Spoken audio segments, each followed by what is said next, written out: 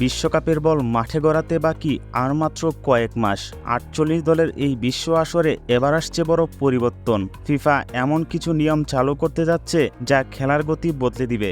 জনপ্রিয় গণমাধ্যম মার্কার প্রতিবেদনে উঠে আসা এবারের বিশ্বকাপে যুক্ত হওয়া 4টি পরিবর্তন হল বদলি খেলোয়াড় বা সাবস্টিটিউট প্রক্রিয়া, দ্বিতীয়ত থ্রোয়িং করার সময়সীমা, 3 নম্বর পয়েন্টটি ম্যাচ চলাকালীন আঘাতপ্রাপ্ত খেলোয়াড়দের নতুন প্রোটোকল, 4 নম্বর ভিডিও অ্যাসিস্ট্যান্ট রেফারির ক্ষমতা।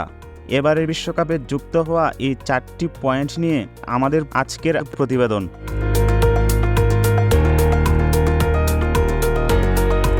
ম্যাচ চলাকালীন সময় যখন একজন খেলোয়াড়কে বদলি করা হয়, অনেক ক্ষেত্রে দেখা যায় সেই ফুটবলার অহেতুক সময় নষ্ট করেন। বিশেষ করে তার দল যদি ম্যাচে এগিয়ে থাকে, মাঠ থেকে উঠে যেতে অনেক সময় 30 থেকে 40 সেকেন্ড, এমনকি কখনো তার চেয়েও বেশি সময় নষ্ট হয়। এবার বদলি খেলোয়াড় মাঠ থেকে বের হতে 10 সেকেন্ডের বেশি সময় নিলে তার পরিবর্তে যিনি মাঠে নামবেন তাকে শাস্তি হিসাবে সাইডলাইনে 1 মিনিট দাঁড়িয়ে থাকতে হবে। অর্থাৎ ওই 1 মিনিট দলকে একজন প্লেয়ার কম নিয়ে খেলতে হবে। অনেক সময় কৌশলগত কারণে থ্রোয়িং নিতে গিয়ে ফুটবলাররা অযথা সময় নষ্ট করেন।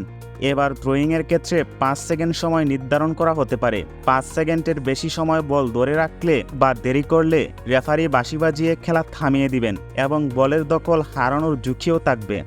ম্যাচ চলাকালীন কোনো খেলোয়াড় চোট পেলে মাঠের ভিতর মেডিকেল টিমকে ডাকা হয়। এবার এখানেও আসছে পরিবর্তন।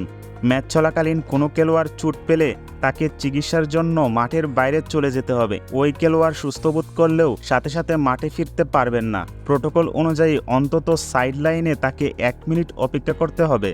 ভিডিও অ্যাসিস্ট্যান্ট রেফারির ক্ষমতা এবার আরও বাড়ানো হয়েছে। বিতর্কিত সিদ্ধান্ত, ফ্লোট কাট, কর্নার কিক আরও নিখুঁতভাবে রিভিউ করতে পারবে VAR। তবে শর্ত থাকবে, কেবল স্পষ্ট দৃশ্যমান ভুলগুলোর ক্ষেত্রেই এই প্রযুক্তির সহায়তা নেওয়া যাবে। তবে প্রশ্ন হচ্ছে, ফিফার নতুন নিয়মগুলো বিশ্বকাপের মতো মঞ্চে দ্রুত কতটা মানিয়ে নিতে পারবে? এই নতুন নিয়মগুলো সম্পর্কে আপনাদের মতামত কমেন্টে জানিয়ে দিন।